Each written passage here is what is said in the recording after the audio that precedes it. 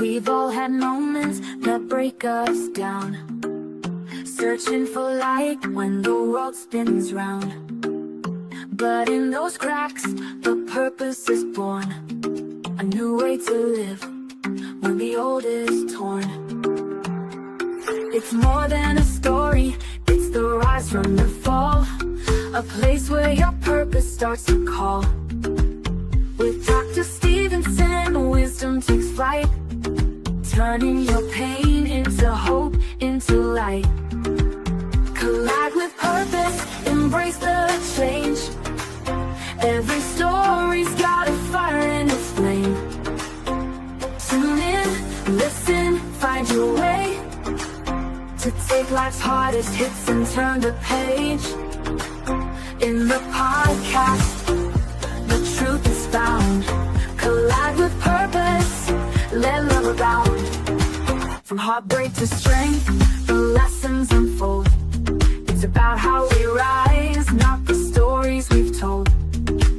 Guests with their journeys, sharing their light. In every collision, there's power in sight.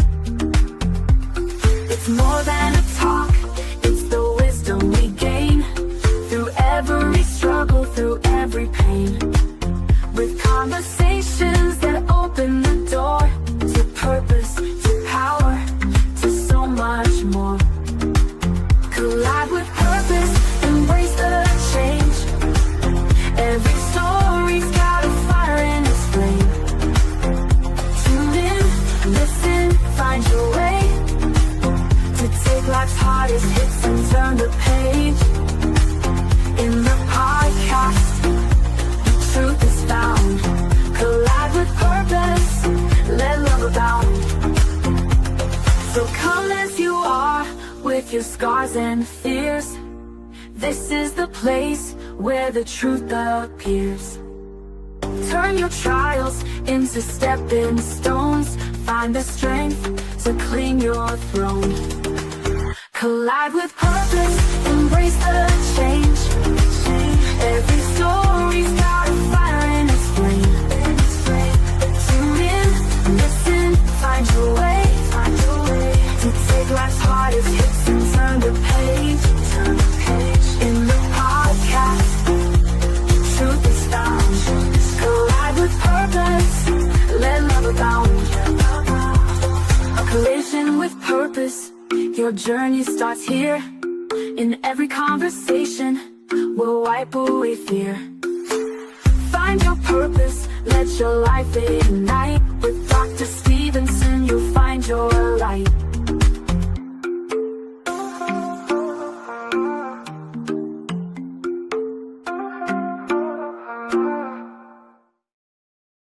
Good morning, good evening, good night, wherever you are. Welcome to Life-Changing Conversations to Inspire Actions. I am Dr. Laxley Stevenson. Some people are called to comfort. Others are called to clarity. But there are those who are called to crisis, to moments when fear is high, time is short, and lives hang in the balance. Tonight's conversation lives in that space because leadership is not always revealed in boardrooms or applause. It is often revealed in emergency rooms, hospital corridors, and silent moments beside a hospital bed. Here, compassion is not theoretical, and courage is not optional. Our guest tonight understands what it means to lead when hesitation costs lives, to care when outcomes are uncertain, and to show up for people at the most vulnerable moments of their journey. Faith Ndambuki is a certified emergency medical technician, a basic life support trainer, and the founder and director of Dial a Care Africa. Her work takes her into crisis most people never see, training responders, supporting patients with terminal illness, walking alongside caregivers, and strengthening systems where minutes matter. Tonight is not just a conversation. It is an invitation to understand what leadership looks like when life is truly on the line. Let us begin. Faith, welcome to Life Changing Conversations to Inspire Actions. Thank you so much, Dr. Leslie, and good morning, good evening. Thank you for having me in this show. Hope it will be an interactive show. Thank you. Thank you. It is my honor to have you on, Faith. You're coming live from Kenya. Where in Kenya are you? Currently, I'm in Machakos County, which is And near Nairobi. near Nairobi. Okay, so you're close Yes, to the yes, city, the real city. yes, yes. Awesome, awesome. So I have been to Nairobi on a couple of occasions, as well as I Mhm. have gone to the rural parts of Kenya. So what time is it in Nairobi right now? Right now, it's 7:28 p.m. Wow. All right. So we're going to have a conversation tonight, a conversation that I believe is significant, right? We're going to talk about compassion and courage when life is on the line. But before we get into our conversation, Faith, can you tell us a little bit about your early life? What was it like growing up in Kenya? Uh, I'm a third born in a family of five. We are four girls and one gentleman. And I grew up in the rural areas. I didn't have the pleasure of being in the city, but I grew up as just a normal child. Though I was a sickling as I was growing up, and I grew up with so much interest in caring for people. And every time I would see someone in crisis, someone is sick, I would always want to be closer to them. Mhm. That is the kind of child I was as I grew up. So you have had this inkling and this need and this calling to work with people who are challenged with health and otherwise. So, and faith often calling reveals itself quite long before it becomes visible. Was there a moment when you were growing up when you encountered illness, loss, or crisis that quietly prepared you for the work you do today? Oh yeah, sure. I remember when I was growing up, my grandma stayed in hospital for close to 3 years, and she had diabetes, and I could see how my mom was struggling, my paternal grandma, taking care of her, and not being able to ask the many questions that right now I know any caregiver would want to ask. And also at some point, I had my sister who was very sick, and I had in the ambulance, the two of us. And that was quite a redefining moment for me on how I view emergency cases. And I had to feel it like as a relative, as a caregiver at that moment, what others do feel. And even when I had to ask myself so many questions. What can I do to other people find themselves in such situations and they are not able to help themselves? And another moment is when I have two daughters. One of them was diagnosed with meningitis, and after that, during COVID, I got my last born, and the big girl got post meningitis conversions. So you can see I have an infant and another one who is in a dire need of emergency care. And Mhm. I'm one parent to like, I can't divide myself. So I need someone to take care of that child. Hmm. Yeah. Faith, those early moments often become the foundation for life defining decisions. And that is what you experience. Those early Yeah. moments certainly move you into a certain direction. Now, Faith, emergency medical work is not for the faint hearted. Hmm. When did you actually realize this was not just a career choice, but a calling that you, Faith, could not ignore? In the year 2018, I got myself working in a hospital setup in the administrative office, whereby I was mostly in the in the emergency area and the wards, interacting with patients. And often at times that when patient gets into the hospital, the turnaround time when it comes to how they are being attended, it takes quite a while. And you find that probably someone has been rescued by a good Samaritan. They've been brought into the facility. No first aid has been done.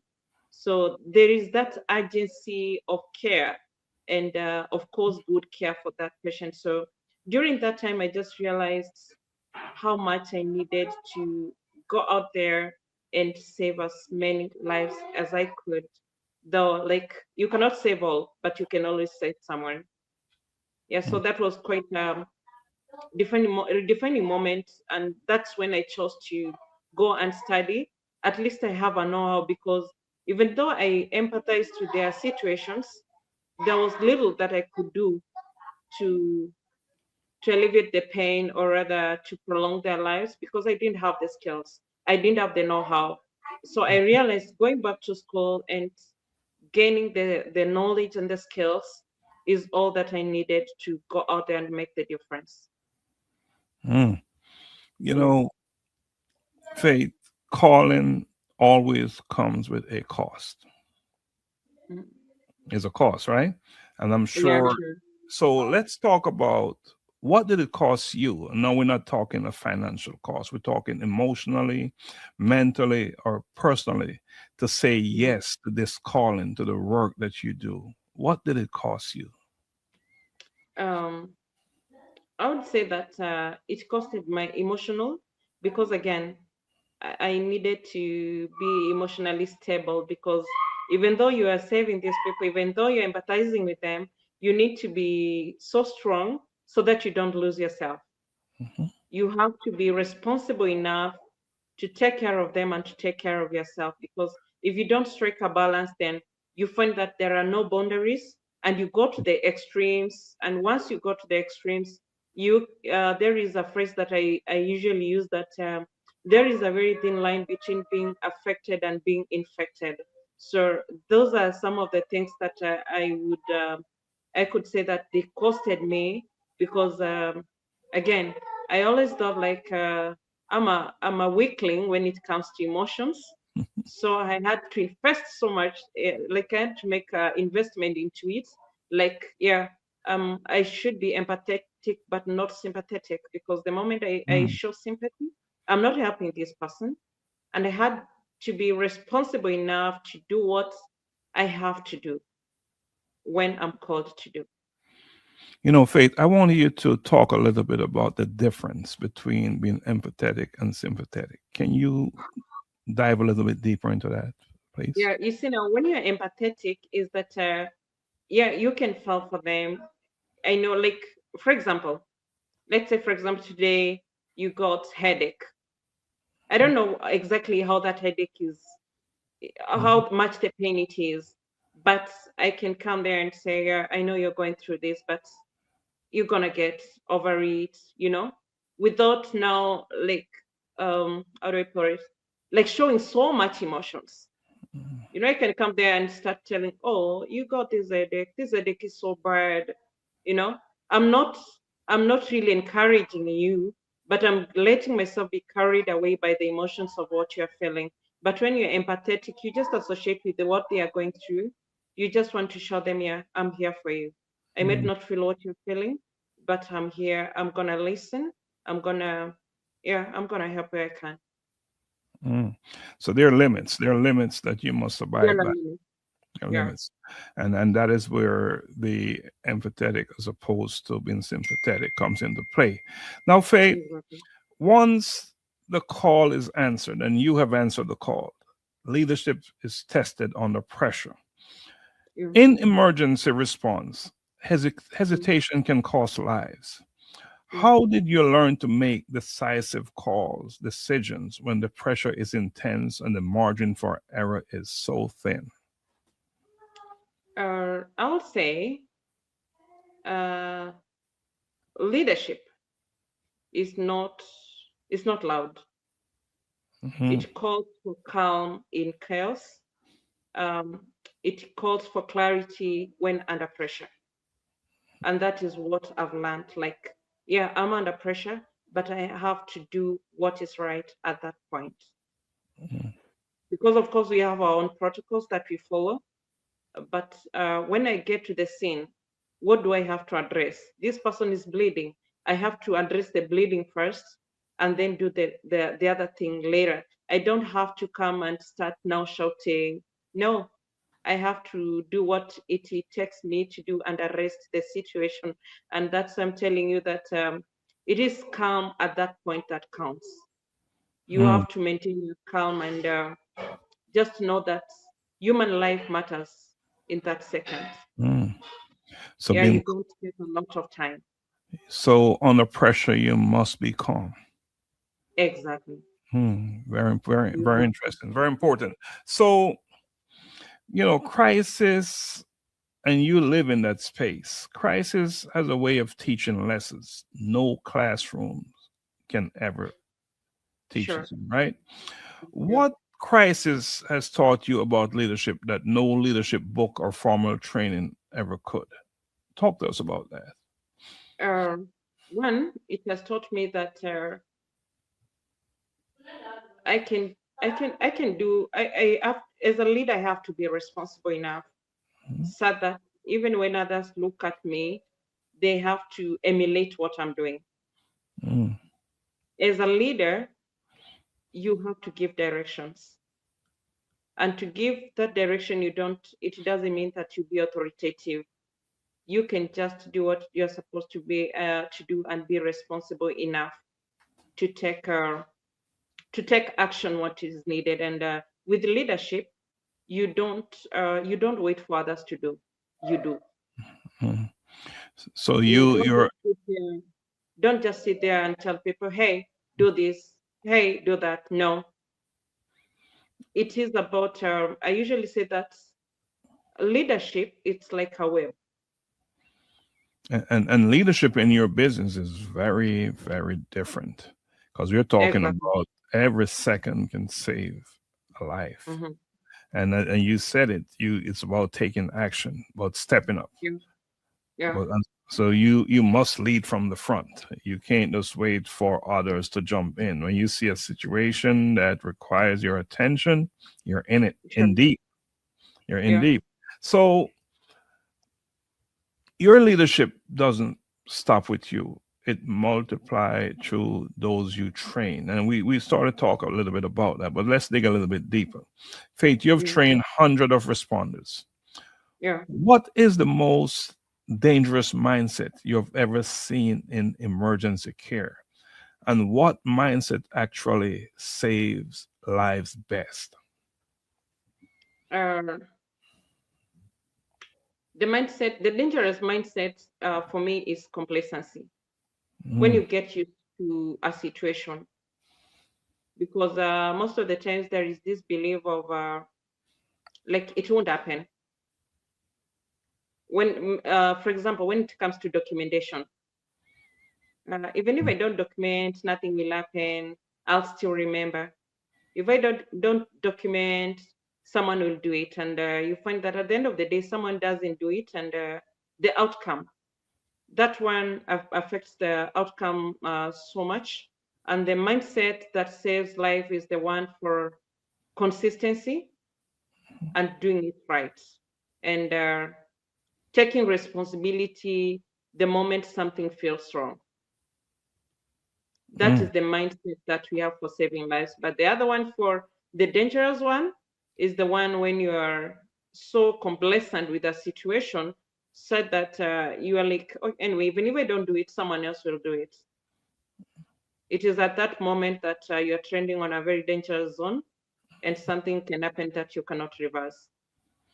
This is not about working in an office environment where you can No, pass the work on to your coworker. yeah, The buck stop with you. Stops with sure. you. You got to do what you got to do. All right, Faith. So training isn't just about competence; it's also about character. So, Yeah. Faith, when you train someone to save lives, do you focus more on skill or character, and why? Uh, for me, I teach skills, yes, but I build character. Mhm, Skills can be taught quickly. mhm. Yeah, I can tell you, like, we are doing CPR. This is how you place your hands on the chest, and someone will get that. But character will determine how that person will act under pressure. Mm, In a real emergency scenario, the character that is shaped is about the courage, the calmness of that person during that moment, and the accountability. So that turns the training into action. mm. So yes, I teach skills, but I build the character. So it's a combination. It's a combination of It's a both. combination. Because even with all the good character in the world, you must possess the skills necessary Exactly. to Sure. do the work. And the character Yeah. is just as important because character will determine whether the person will show up or not to do what Yeah. they're trained to do. Indeed. Yeah. All right. So let us talk a little bit about something that is big in your life, in your world. Dial a Care Africa and terminal Yeah. care. You know, your work takes you into the most sacred and painful spaces of life. So, Yeah. Faith, talk to me about Dialogue Care Africa, you know, and what you do. And what did you see in the healthcare system that convinced you that something had to change? Uh, Delacare was born out of like I saw the gap between patients with terminal illnesses as they navigate hospital corridors, and some of them are weak, some of them don't have relatives to help them around. And then I thought, like, what can be done to bridge the gap? And when I saw patients facing terminal illnesses, navigating the system that are not efficient, and even if they're efficient, they don't have or know how on how to do it, is when now I came up with that idea of Delacare Africa Medical Navigation, where where we are able to link up patients with facilities and also offer patient companionship care, whereby, yes, you have your clinic today, we are able to accompany you to the facility, we are able to do the administrative, we do the paperwork for you, we take your lab results from point A to B, and that one, it brings a lot of calmness and easiness to the patient and also the relatives. Mm. Yeah. And, and a critical piece is you're working with patients or facing terminal Mm, illness. sure. Mhm. That's a critical piece. Is Dialogue Care Africa a for-profit entity or is it a NGO? It's for both. It's for both. Okay, so there's a It's for both. component there. How Yeah. are you? How do you fund Dialogue Care Africa? How do you receive monies to operate the organization? Uh, Delicate, most of the times that we have clients who do pay, Mhm. and when they pay, that is what we use sometimes to pay maybe the stuff that I use to help the patients navigate. Sometimes you come across cases that you find that the client cannot pay completely. This patient needs help, and they are not in a position to do it. So you have to do what it takes for them to be helped. So sometimes I have friends who come on board and they chip in and they give donations toward the Mhm. same. And when I can't, there are times I have to get into my pockets and do it In your because you pockets. find that, yeah, there are times that we accompany a patient to the hospital and we have to provide them with a meal. So Mm. sometimes you have to cook that meal and be with them and remember it's a whole day. It's a Mhm. whole day affair because you also want to make them feel comfortable. So Right. yeah. Mm. So there is a money making component, but the monies that you make is sometimes used to take care of the patients who cannot afford to pay. So in other words, what I'm hearing is that you don't really refuse patients; you take them on. Yes, yes, yes. Awesome, awesome. Well, continue to do the work you do there. That is essential thing you're doing in the society that you live in that ecosystem, because there are so many individuals who are not able to afford healthcare in Kenya and everywhere else for that matter, not just Kenya. That is a global problem, right? So, Mhm. what is interesting to me, Faith, is that your organization, you're working with people at the end of their life. And Yeah. that, I imagine, requires a different kind of strength. How, Faith, how do you sit with people who are facing the end of life without losing your own emotional grounding? Dr. Leslie, I will tell you this. I don't try to fix what I can't fix, Hmm. or rather, what cannot be fixed. I focus on the process, and I've learned grounding comes from acceptance. I accept what they are going through, and I accept that there is nothing much that I can do. So I'll only try and do what I can do. I draw boundaries, and yeah, I live with that purpose. And I remind myself that being calm and during that situation, because I know, like any other person, I'm a human being.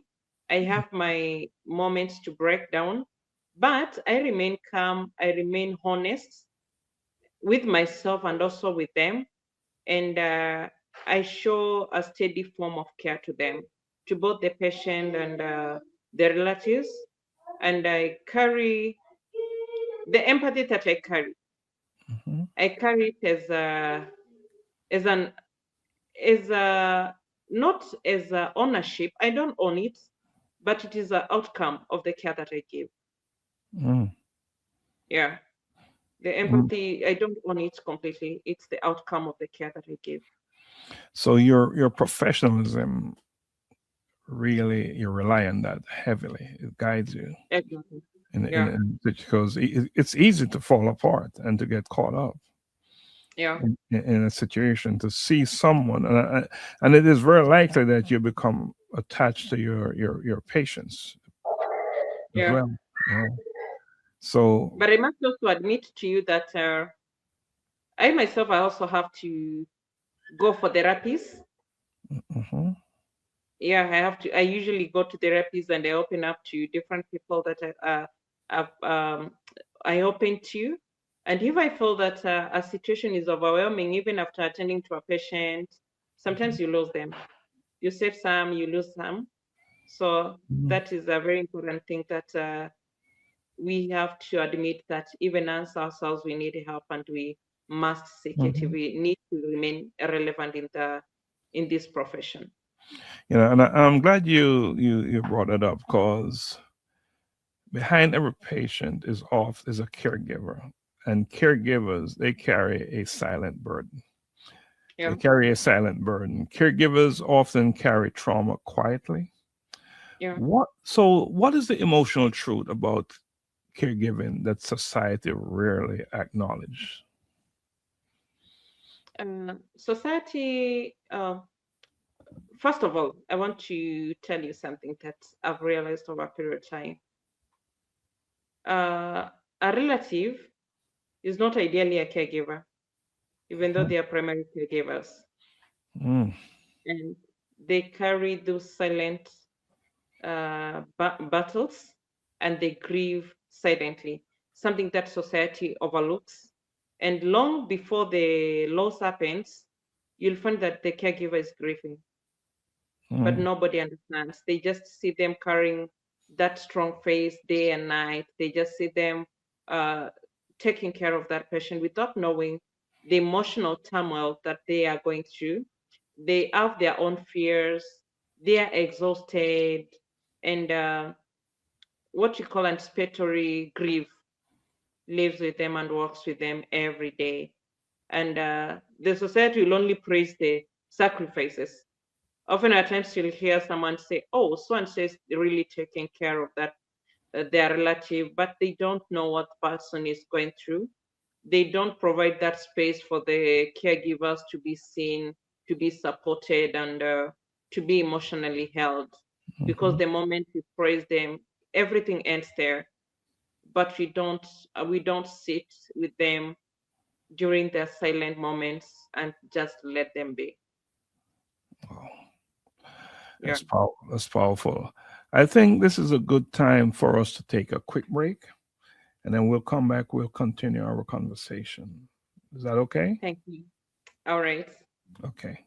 I'm a boy kid, I'm a boy kid. I'm a boy kid, I'm a boy kid. I wake up in the morning and I praise the Lord. I thank Him for His protection and I walk in His steps, declaring that today's provision is set up for me. I love God and I love my friends. Yeah, I'm a bold kid. I'm a bold kid. I'm a bold kid. I put on my armor and I read His word, blessing come out of my mouth. Cause I know to whom I belong, I am bold for Christ. Holy Spirit dwelling within me, carrying His presence wherever He sends me. I'm a bold kid, I'm a bold kid. I'm a bold kid, I'm a bold kid. Loving others as He told me to pray for healing, miracles to see, knowing my identity in Christ, He is in me. I am a bold kid, He loves me, standing firm on His word, proclaiming everything I heard, not afraid because He is with me. Be bold.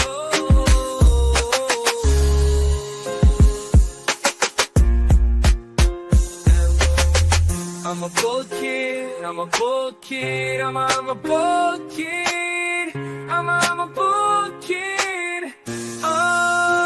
Put on my armor and I read His word, blessing come out of my mouth. Because I know to whom I belong, I am bold for Christ. Holy Spirit dwelling within me, carrying His presence wherever He sends me. I'm a bold kid, I'm a bold kid. I'm a bold kid, I'm a bold kid. Welcome back to Life Changing Conversations to Inspire Actions. I'm having a conversation with Faith Ndambuki, and we're talking about leadership, compassion, and courage when life is on the line. Welcome back, Faith. Thank you. All right, so let us talk a little bit about mental well being and caregivers, right? Yeah, Because sure. as we said earlier, every patient is often given a caregiver, and you explained that very well about caregivers. So what I would like you to do is to pick up on that conversation, and let's talk a little bit about support in crisis. Yeah. Because support must also, even crisis, must also protect dignity. So, Yeah. Faith, how do you and your organization help families navigate hospitals, uncertainty, and grief while still preserving dignity and humanity? Um, that is a quite a very sensitive question, Dr. Leslie, because here we are talking about terminal illnesses, we are talking about end of life care, Hmm? which is inevitable. And one thing I do is to guide families with clarity, honesty, and communication. Those components are so key, and with respect, always respect the family and the caregiver, the patient. You have to respect their wish. If they don't want their issue being talked about, don't talk about it. That is one Hmm. thing I keep on telling people. And over a period of time, what I've learned when I'm taking care of a patient with terminal illness, most so some of them who are facing end of life, you don't discuss with them about their illness at that point. Hmm. Or even another patient who is facing terminal illness, don't sit with them and start discussing about their sickness. Try and divert that to a more positive conversation. Hmm. Hmm. Just try to find out, like, if with the current situation, maybe the current events in the country, something you might also be able to find out what they love doing mostly, engage them at that level. And while at it, and you are helping that family, it is important to know that as you help them to make such decisions when it comes to end of life, you must do it with a lot of professionalism. Mhm. We normally say that in the patient's charter, their reports and their medical history remains confidential. Mhm. It is not for you to disclose important information to every family member who comes your way. No, you're not protecting them. Mhm.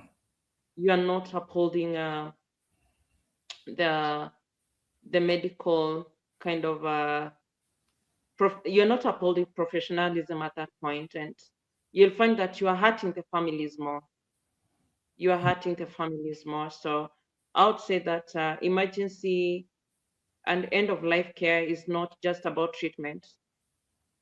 Mhm. It's more about presence and preserving humanity when it matters most. And it is at that point it matters most. Interesting. Interesting. Yeah, it is at Yeah. that point that it matters most. Mhm.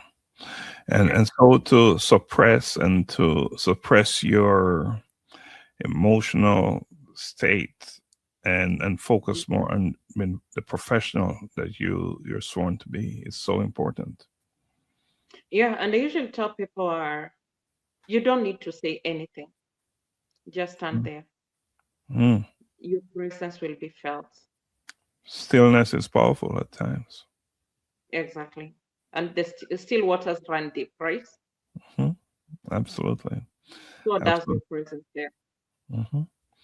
Yeah. And if you're a person like you and you've never experienced had this experience, you're new on the job. Hmm.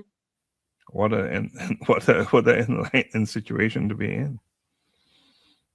Uh, Allow me to give you an example. Hmm. While a student, I was an intern in a major referral facility. And there is this patient that every time I would come in, I would go and see. But that day, things changed Hmm. because I found they have transitioned. Hmm. And their relatives had not come, though they had been called. And Hmm. as usual, when they came, the first person they were used to seeing is me. Hmm. And when I saw them, I broke down. And there was nothing that I could do because at the end of the day, I'm a human being too. Hmm. But someone just who is experiencing the field had to take me aside and talk to me and told me, yeah, you can empathize with them without getting so much attached. Hmm. They need they need you because at the end of the day, you also need to take care of emotions. How many patients are you going to see in a week? Many. Some will make it, some will not make it. And if each patient goes with a part of you, then you'll be crossing the thin line. There would be no more you. you that would Yeah, be it. Yeah, some will make it and some won't. So that's just a stark reality. yeah, That you yeah, in your business, that's what you deal with. exactly. And Yeah, then you after work you must go home and you have a yeah, family at home. sure, sure. Mhm. Wow. Yeah, Yeah. it So really, go ahead. it really, like I told you in the beginning, there is that thin line that I keep on telling people. There is a thin line between being affected and being infected, and this is what I mean by it. You've had things like gastritis, you've had things like hypertension, diabetes, all those things. There are some illnesses that will be triggered by your emotions Hmm. because, for example, let's say that I'm so much attached with the emotions. Just excuse me. Can you're so much attached with the emotions that you are not going to eat. So what happens? As you try to attend to that patient, you're going to faint. And once you faint, somebody asked to attend to you. So instead of attending to that patient, someone else now starts attending to you. So it means that you've crossed the thin line from being affected to being infected, and that is what we don't want. Yeah. Yeah, infected is where you don't want to end up. I take Yeah. it. I get that. Thanks for sharing that. Thanks for Yeah. sharing that. You know, Yeah. Faith, there are systems, then there's advocacy and impact. So Yeah. beyond the individual moments, Yeah. it is systems will shape outcomes. Yeah. So, Faith, in your view, what is the Yeah. greatest failure in pre-hospital care and referral systems? And in your opinion, in your Mm, professional opinion, what must mm. change immediately? Um, Quite again a sensitive question, but that is the reality. We have failure in the systems, and this is what I've realized, that patients move through emergencies without clear coordination, without shared information or accountability. Most of the times you'll find a patient and you'll ask them, what has the doctor said? And they'll tell you, the doctor has not said anything. So it means that they don't have a clear information of what is happening to them. Mm, Yes, and most of the patients, they don't know that they have right to information. They have right to ask questions.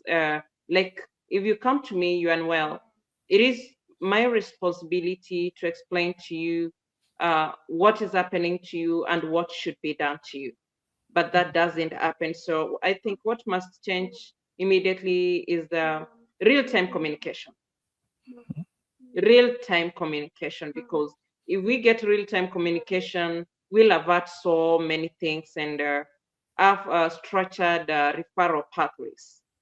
If we are communicated, this patient needs ABCD, we refer to the next facility that is able to handle that case. So no patient, so that we don't get in patient lost in between the scene, the ambulance, and the hospital when it comes to emergency care. mm.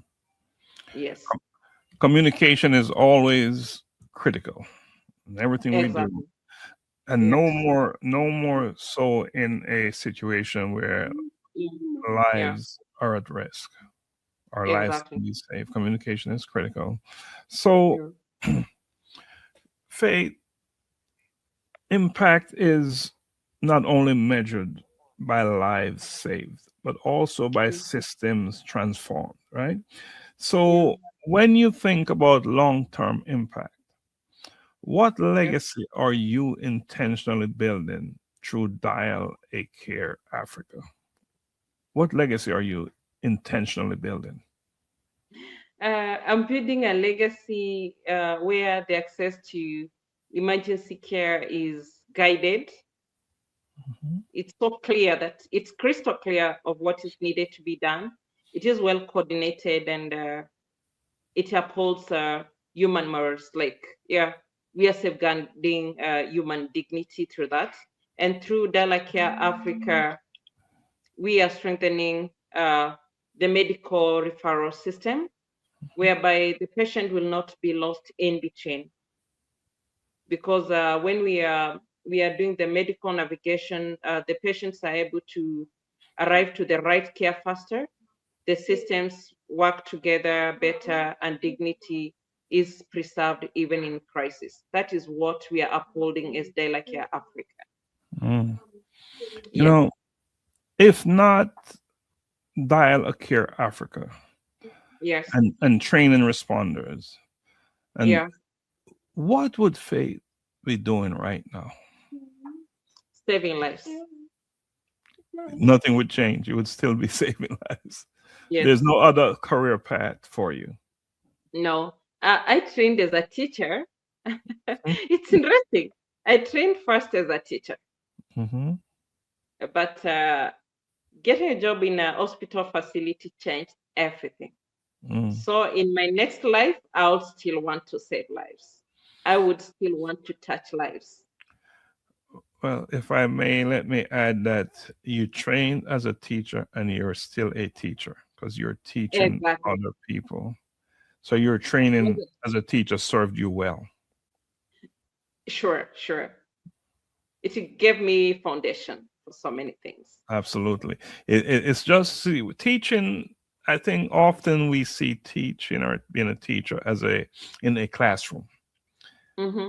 We are a teacher as well as we're all learners in life, Yeah, and we're yeah. teachers in life, and so it's just a matter of the how you apply the application, how you Mm-hmm. apply your teaching skills, and clearly you have done that very well in your chosen field that you're called to.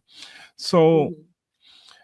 let as we're approaching the end of our conversation, I have a segment here. I call it quick fire questions. So I'll ask you the question, and then you just give Yeah. me the first thing that comes to mind. Right? Okay. So faith, crisis, or comfort, which one truly reveals leadership? Crisis. To me, it's crisis. Crisis. Awesome. Yeah. Compassion or competence, which matters more when lives are at stake? Uh, Both of them matter because even though you are compassionate, you should also be competent in what you are doing. You must do it right. Or they have the equal weight, or is one more heavily weighted? Pardon? They have equal weight, or one To is. me, Mhm, I wouldn't say that they have equal weight. I would mhm. say that they what do you call it? They go hand in hand Okay. because even when you're doing it confidently, you must do it with compassionate. You must be compassionate. All right. So Faith, here's this one. If Yeah. you could change one thing in emergency care today, what would it be? The referral systems. Why? Because I feel like our work focuses on reducing referral delays and missed handovers. So I will do that by creating clear navigation and communication pathways. Mhm. Yeah. So Faith, this is what I would like you to do for me. I Yeah. want you to look into the camera, and I want you to speak to one person, that person who you credit for who faith is today and who faith will become. I want you to talk to that person and tell them how you feel. Well, one person. One person. Wow. Wow. Can I talk to two? Let's start with one. Okay. I'll credit my former boss who saw the potential in me and gave me the opportunity to go and study. It was not easy to navigate between work and school. Remember, you're talking to the person or talk to them. It was not easy for you as a boss to allow me to get those hours, but you still had to do what had to be done because you saw potential in me and you saw what laid ahead of me. And I remember the question that you asked me one day: where do I see myself 5 years from the time you're asking me that question? And last year it was 5 years from the time that I began it, and I'm proud of where I am. So thank you so much, Madam Maureen, for that. All right. Now you can talk to the second person. And to the one Mr. Gordon Bates is a director of Radio EMS Africa. I'm so happy that you gave me opportunity to feature in one of your radio shows, and you built my character from that point, and you kept on encouraging me to keep on going. And even as it is now, you're always rooting for me. So thank you so much, sir, for that. Awesome. And I say thank you to both of them for what they did for you. So now you're doing it for others. So we Yeah. credit them and we honor them both for that. So, Faith, we're getting ready to wrap up. Is there anything else you would like to add to the conversation? Maybe I didn't ask you a question, or but anything else you'd like to add? This is the opportunity for you to do so. I would like to speak to caregivers. It is okay to feel overwhelmed. It is okay to feel those emotions. Remember, before you're a caregiver, you're a human being. We Mm, see you, we hear you, and I just want to tell you that if no one told you this, I appreciate you for the work that you are doing. Uh, I want to applaud you for taking care of that patient who is at their vulnerable moments, because without you, they could not do all that. So for me, is God bless you. Keep doing it, and keep holding on. And to the patients who are battling terminal illnesses, the battle is not over. You're stronger than you believe, and just keep that positive mindset. Every day is a blessing. Every moment that you live, just remember that you're conquering, and things gonna be all right. If not today, tomorrow is still another bright day. And thank you so much for Coalition with Purpose for this opportunity. I would say that you are creating such a platform whereby minds are shifting, and we are living with a purpose, of course. And like you kind of opened my mind, and the other I found myself over a couple of days just thinking about padlock, hmm, the padlock itself. There is the padlock, the lock, and there is the key. hmm. So are we ready to unlock our mindsets? You cannot shift when your mind is still locked. So kindly live with the purpose, unlock the potential in you. Thank you. And you know, Faith, you know, what is so powerful about the padlock is that you have the key. Oh yeah, sure. Yeah, so it's really a matter of being proactive in your life and making Hmm. that decision that I am no longer imprisoned by anything or anyone, and especially in my mind, right? So that is another conversation. So, Yeah, Faith, as we close, and to yeah, anyone who's listening and watching this mm, broadcast, yeah. one truth should remain very clear, and that is crisis does not create character, it Mhm. reveals character. Sh- Sure. Leadership shows up when decisions are hard, and I've been listening to you, and it is evident that it's showing up in your life. Your leadership shows up because of the work that you do, and that compassion shows up when outcomes are uncertain, Mm, and you work in an environment where outcomes are always uncertain. mm, Courage shows up when there is no guarantee, only responsibility. yes. And to anyone out there listening again, what we have heard tonight is not a story of titles or recognition. It is a testimony of service, resilience, and presence in moments where humanity matters most. I want to extend my sincere thanks to you, Faith Ndambuki, for sharing your journey, your courage, and your unwavering commitment to life centered care. Faith, understand and know that your work reminds us that leadership is not always loud, but it is always costly. Yeah.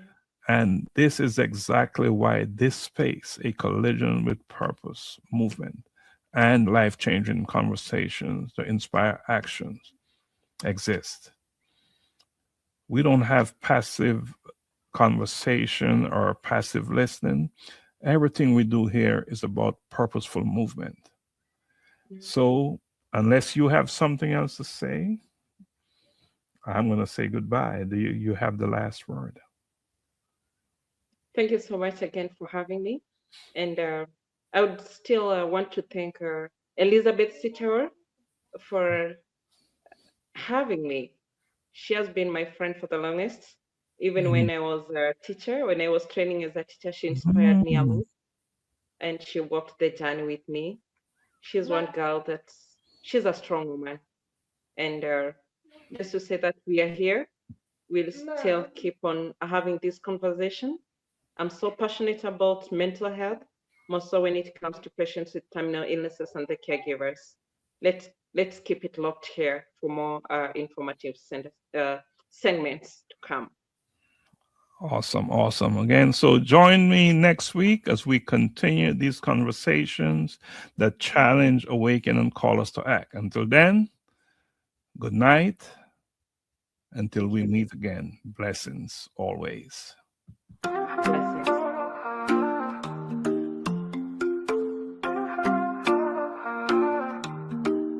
We've all had moments that break us down, searching for light when the world spins round. But in those cracks, the purpose is born, a new way to live when the old is torn. It's more than a story, it's the rise from the fall, a place where your purpose starts to call. With Dr. Stevenson, wisdom takes flight, turning your pain into hope, into light.